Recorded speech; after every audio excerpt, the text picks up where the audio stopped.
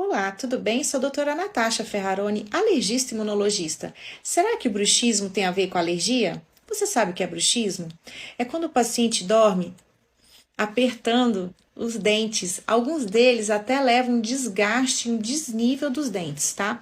Então, o bruxismo piora a alergia e a alergia piora o bruxismo. Por quê? Porque durante o nosso sono, quando nós dormimos, nós fazemos uma deglutição